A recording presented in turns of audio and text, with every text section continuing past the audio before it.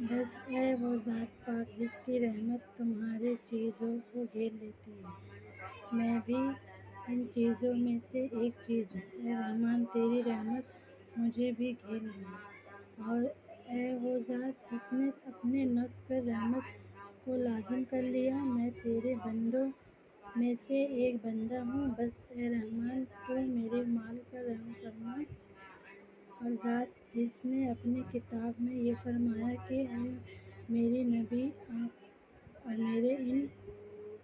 حضور صلی اللہ علیہ وسلم بندوں سے کہہ دیجیے، جن لوگوں نے اپنے نفس پر ظلم کیا وہ اللہ کی رحمت سے نا امید نہ ہو۔ یقیناً اللہ تعالیٰ سب گناہ کو معاف فرمانے والا ہے، کیونکہ وہ بڑا معاف کرنے والا ہے۔ سب کی گناہوں کو معاف فرمائے، تو غفور اور رحیم ہے۔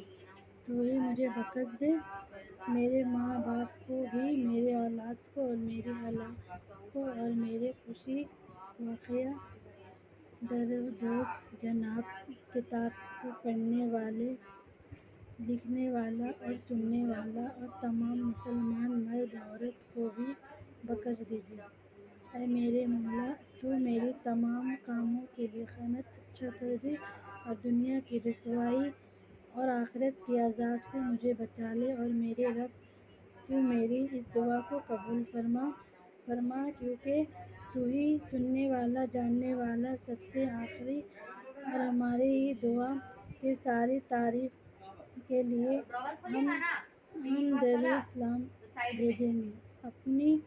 رسول صلی اللہ علیہ وسلم، آپ کے آل و صحابہ اور تمام بنیاد رسول صلی اللہ علیہ وسلم پر، اللہ کے تمام نیک بندوں پر۔ حضور صلی اللہ علیہ وسلم نے اشارہ فرمایا کہ اس ساری فن اور آرام اور تکلیف اور رنج اور غم اور دوست دشمن، بیماری، تندرستی، طرح طرح کی سزا، راحت اور مضبوط کو پیدا فرمائے۔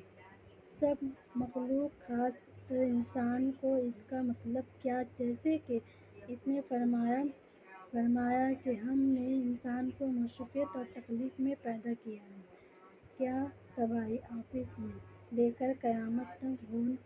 گویا پریشانی اور گھر رہتا ہے، مگر ان کے ساتھ ان کی کیفیت کے لیے معافیت اقدامات بھی مکمل فرما دیے، جن پر مزہ رہنے پر پریشان اور درست، جیسے سردی سے بچنے کے لیے گرم سامان اور گرمی